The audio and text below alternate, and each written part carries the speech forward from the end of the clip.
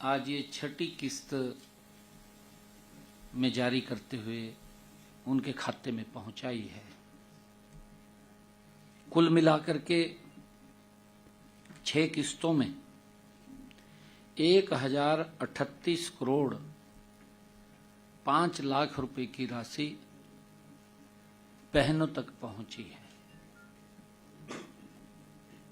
साथियों, मैं ये भी कहना चाहता हूं कि आदरणीय प्रधानमंत्री नरेंद्र मोदी जी का जो संकल्प है, महिलाओं को आर्थिक रूप से सशक्त करना, मजबूत करना, आदरणीय प्रधानमंत्री जी का जो विजन है, महिलाओं का सशक्तिकरण करना विभिन्न योजनाओं के माध्यम से, उनकी सोच के आधार पर ये डबल इंजन की सरकार गति से काम कर रही है, बहनों को सशक्त करने का काम कर रही है।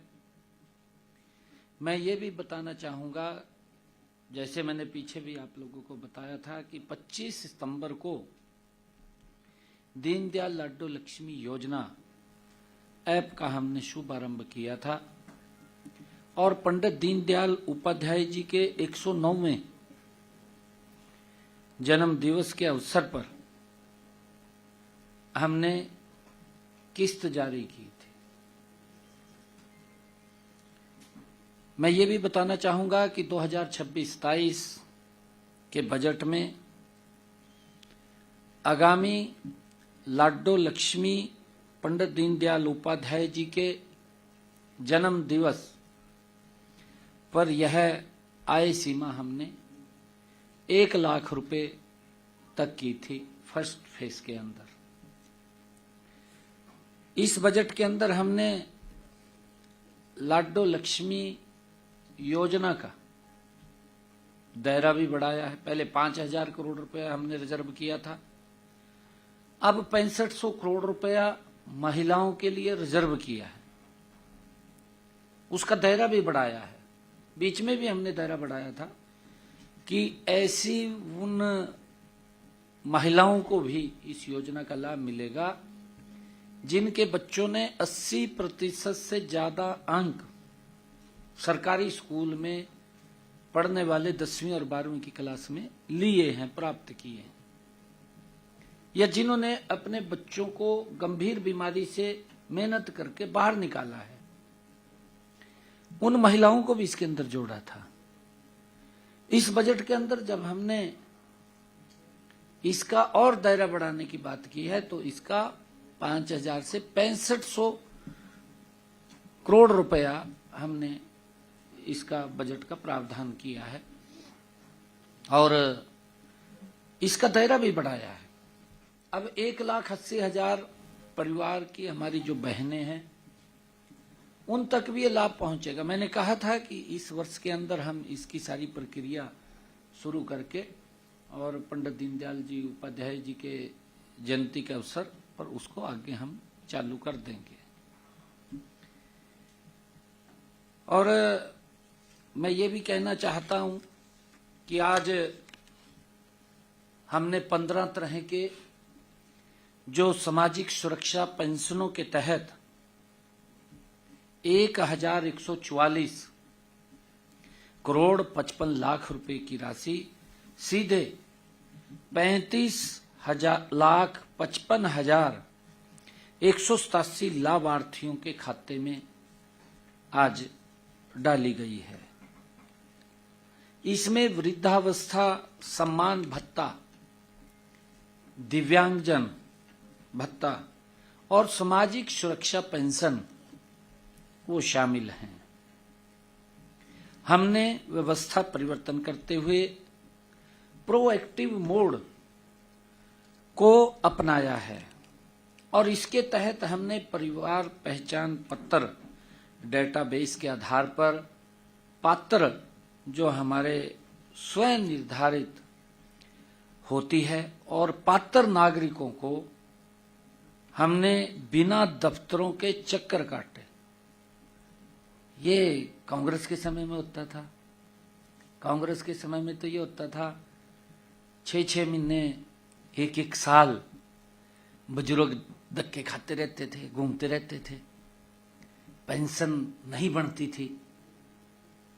फिर जो कर्मचारी था बोलता था वहां से भी ताऊ आपकी पेंशन लगेगी, कुछ सेवा कर दे, जल्दी लग जाएगी। इस प्रकार का सिस्टम कांग्रेस के शासन में था। निराई भ्रष्टाचार कांग्रेस के शासन में था, कार्रवाई नहीं होती थी कोई भी। आज गति से कार्रवाई होती है।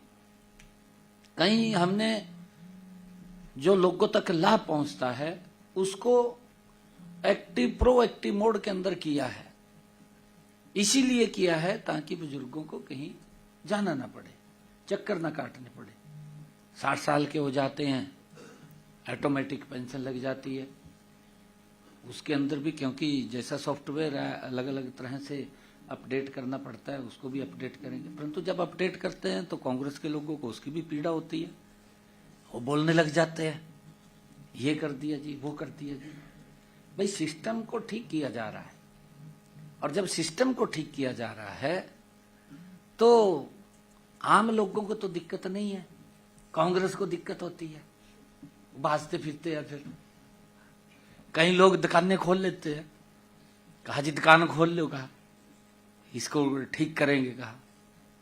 परंतु सरकार ठीक करने में लगी हुई है, कोई दिक्कत नहीं है किसी प्रकार की आम जन को।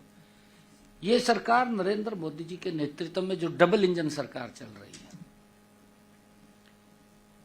आम व्यक्ति को, गरीब व्यक्ति को लाभ पहुंचाने का काम आजादी के बाद अगर किसी सरकार ने किया है तो वो नरेंद्र मोदी जी के नेतृत्व वाली सरकार ने किया है। डबल इंजन सरकार ने किया है आजादी के बाद। नहीं तो राज्यों ही फिराते 2-4 के जो इर्द गिर्द घूमते रहते, 5-4 दलवाए देते में रौला पाई जाते, कहा मन्नू मिल गया, मन्नू मिल गया। लोग, आम व्यक्ति वंचित रहता था, उस तक लाभ नहीं पहुंचता था। और वो भी नेता राजी हुए फिराते। आज जब व्यवस्था ठीक है, आज बाज दे फिर रहे ना बाज दे, घूम दे फिर रहे। जब घूमने का समय था, जब व्यवस्था ठीक करने का समय था, तब तो व्यवस्था ठीक नहीं की, तब तो कहीं दिखाई नहीं दिए। अब जब व्यवस्थाएं ठीक हो रही हैं, लोगों तक लाभ पहुंच रहे हैं, अब बाज दे फिर रहे, कहा यहां ये हो गया जी, ये हो गया जी। ये विपक्ष की इस प्रकार की पता नहीं क्या झूठ बोल का भाग जा रहा, कहां से इतना शार्प झूठ बोलते हैं, इतना ऐसा झूठ बोलते हैं जो चाहते हैं पूरा एआई का जमाना है, पूरा जिता देते हैं भी भाई सच बोल रहा, ऐसा झूठ बोलते हैं। परंतु उससे हमें चौकस रहने की जरूरत है।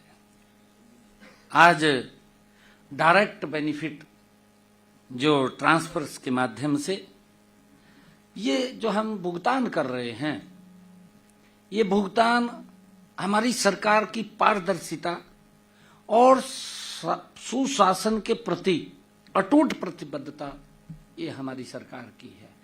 और इसको लेकर के हम गति से मोदी जी के नेतृत्व में काम कर रहे हैं, जिससे यह सुनिश्चित हो रहा है, हम सब जानते हैं कि राज्य की सहायता हर जरूरतमंद तथा जरूरतमंद तक और समयबद्ध तरीके से उसके पास पहुंचे।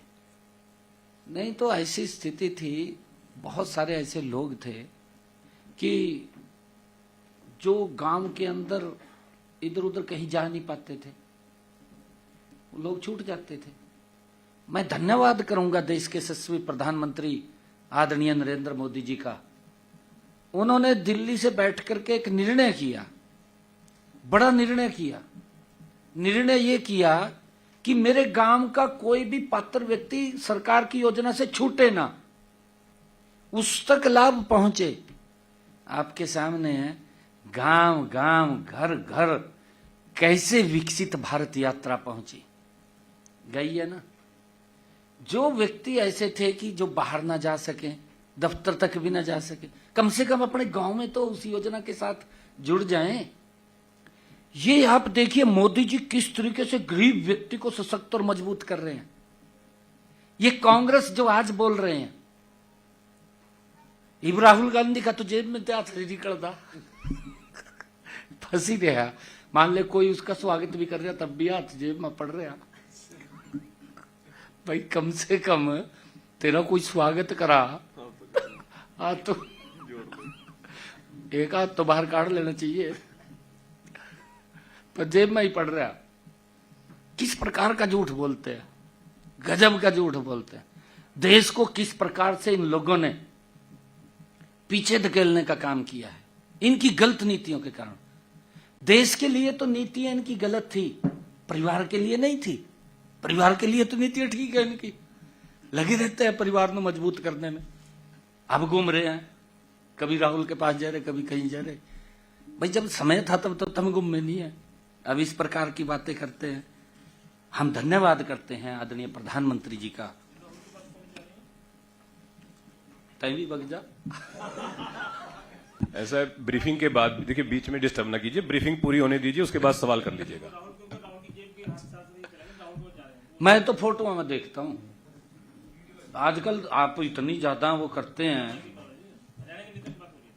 हरियाणा की वो देश में भी कहीं देखेंगे, देश में भी अगर कहीं देखेंगे राहुल गांधी को जेब में हाथ काटने का समय नहीं है। लोग स्वागत कर रहे हैं उसका। लोग कौन स्वागत कर रहे हैं, उसी के इर्द से गिर्द के करते हैं, परंतु जेब में तो हाथ तो काट लेना। झूठ तो ना बोल रहा, लगातार झूठ बोल रहा। भाई कम से कम हम ये बात कह रहे हैं, भाई अगर आप लोग कांग्रेस के लोग अगर उन्होंने कोई काम अपने इस कार्यकाल का नहीं बता सकते, भाई मोदी जी के कार्यों का विरोध तो ना करें ना। हाँ विरोध करिए, हम ये नहीं कहते भी ना करो विरोध, विरोध करिए, परंतु उसका करिए जिसका पब्लिक को नुकसान हो रहा हो या देश को नुकसान हो रहा हो, उससे अवगत कराना चाहिए।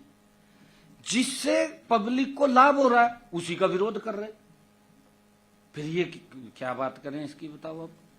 ये बड़ा विपक्ष की जो भूमिका है ये बड़ी चिंताजनक है।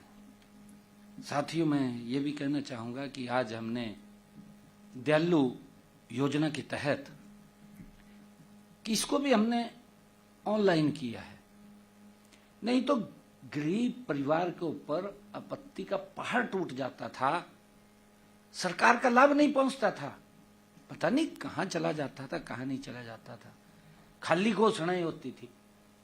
आज आपके सामने है, हमने इसको ऑनलाइन किया है, पोर्टल से किया है। भाई घर बैठे व्यक्ति इसको पर अप्लाई कर दे, दफ्तर में नहीं जाना, अधिकारी की जिम्मेवारी वेरीफाई करेगा, वेरीफाई करके उसके खाते में पैसा जाएगा, घर में ही जाएगा, उसके अकाउंट के अंदर जाएगा।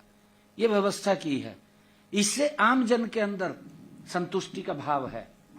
कांग्रेस ने तो उसमें से भी ये सोचते थे भी कुछ पैसा मेरी जेब में चला जाता, लीक हो जाता रास्ते में।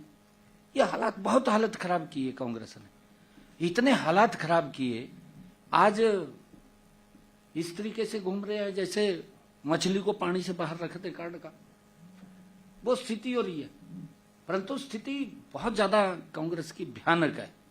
झूठ बोल रहे हैं सारा दिन, आरोप लगाते हैं, आरोप लगा करके भाग जाते हैं, परंतु कहीं कोई गलत है भाई उसके बारे में बताओ भी। मैंने पीछे भी कहा था, आप लोगों के माध्यम से कहा था भी, सुझाव देने के विधानसभा में भी कहा, मैंने विधानसभा में भी कहा भाई विपक्ष की जिम्मेवारी है कि तथ्यों के साथ उसको बताए, क्योंकि अच्छा होता है कि विपक्ष जब कोई बात बताता है तो उसके अंदर सरकार की ड्यूटी है कि सुधार करे, अगर सुधार नहीं करे तो पब्लिक सुधार कर देती है। परंतु इन्होंने तो क्या हाल की है ना, कोई मुद्दा लेकर के आ गए और फिर भाज गए, जुतियां भी अगले दिन पैका ले जा, वो भी नहीं पाते हैं, बाज ही रहे हैं। दयालु योजना के तहत मैं जिसकी बात कर रहा था, 7,875 परिवारों को 998 करोड़ 7 लाख रुपए की आर्थिक सहायता आज उनके खाते में भेजने का काम एक बटन दबा करके किया। यही ट्रांसपेरेंसी नरेंद्र मोदी जी की है। नरेंद्र मोदी जी मेरे किसान को साल के अंदर 3 बार डायरेक्ट पैसा पहुंचाते हैं। ये कोई छोटा विषय नहीं है जिसकी मैं आज चर्चा कर रहा हूं। आदरणीय नरेंद्र मोदी जी ने 22 किस्तें प्रधानमंत्री किसान सम्मान निधि की पहुंचाई। 22 किस्तों के अंदर नरेंद्र मोदी जी ने मेरे हरियाणा के किसान के खाते में 7,500 करोड़ रुपया 7,500 करोड़ रुपया पहुंचाने का काम किया है।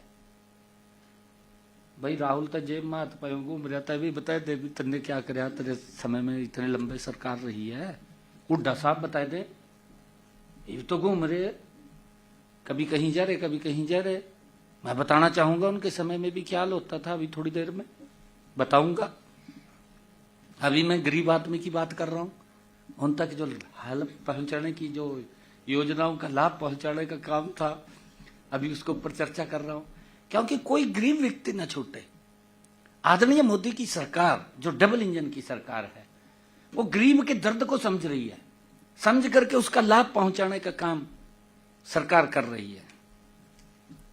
और आज से पहले इसी योजना के तहत, जैसा अभी अरुण जी ने भी बताया है कि ये 2023 के अंदर हमने शुरू किया था, अब तक हमने 56,223 परिवारों को 2,118 करोड़ 23 लाख रुपया डायरेक्ट उस परिवार के खाते में पहुंचाया है जिसके ऊपर कोई विपत्ति का पहाड़ टूटा है, हमने उसके खाते में पहुंचाया है। ये छोटी बात नहीं है, ट्रांसपेरेंसी आधार के ऊपर। यही गरीब व्यक्ति को सशक्त और मजबूत करने का माध्यम है। इनके समय में तो बातें होती थी, ये तो खाली घोषणा कर देते थे, घोषणा करके भाग जाते थे। मैनिफेस्टो दे अन्य के रहा था, क्या कराया क्या नहीं कराया, बात ये झूठ फैलाने की करते रहते हैं। परंतु साथियों, हमने आज ही आपके सामने है, जब से आदरणीय मोदी जी के नेतृत्व में सरकार बनी है, हमारे मोदी जी के नेतृत्व वाली सरकार जो हमारे अनुसूचित जाति वर्ग के लोग हैं, किसान हैं, उनकी भी चिंता अगर कोई सरकार कर रही है तो नरेंद्र मोदी की सरकार कर रही है। पड़ोस में पूछ लो, पंजाब के अंदर कांग्रेस की भी रही है, आम आदमी की सरकार है। भाई जो अनुसूचित जाति के किसान हैं, उनको ट्रैक्टर के लिए कभी सब्सिडी दी है क्या? पूछना चाहिए भी, कभी सब्सिडी दी क्या?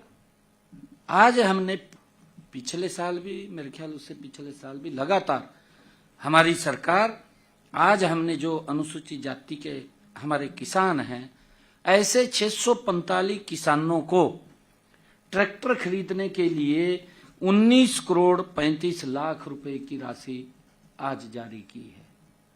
और वो जल्दी ही उनको ट्रैक्टर मिलेगा, चाबी देने का काम उनको करेंगे। आज ये सब्सिडी जारी की है ताकि वो ट्रैक्टर अपना खरीद सके।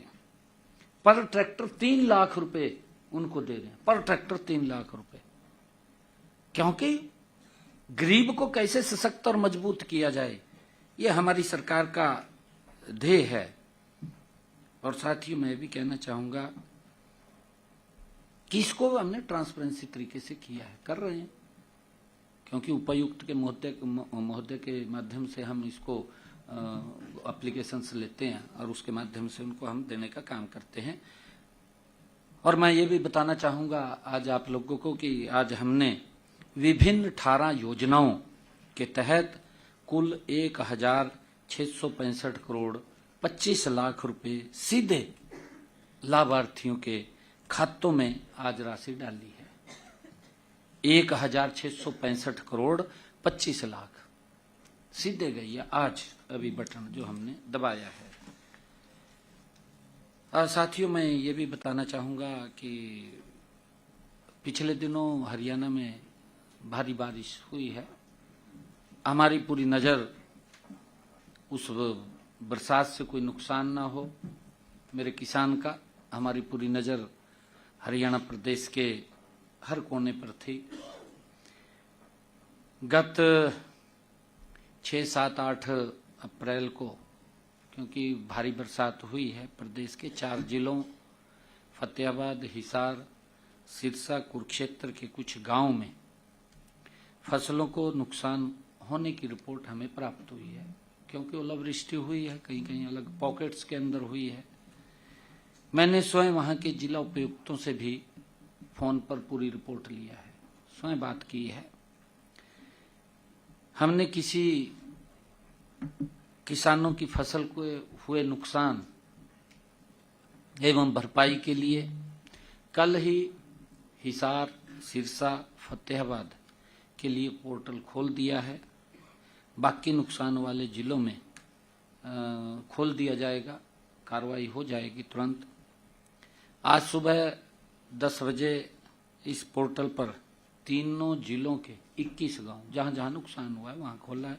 21 गांव के 1350 किसानों ने 10,088 एकड़ क्षेत्र का पंजीकरण भी करवा लिया है, क्योंकि वेरीफाई होगा, उसके बाद उसको वेरीफाई करेंगे। इनमें फतेहाबाद जिले के 9 गांव हैं, हिसार के 10 गांव हैं, सिरसा के 2 गांव शामिल हैं। और साथियों, कुरुक्षेत्र के भी कुछ गांव, 6 गांव के करीब में कुरुक्षेत्र के हैं, उसका पोर्टल भी आज शायद खुल जाएगा।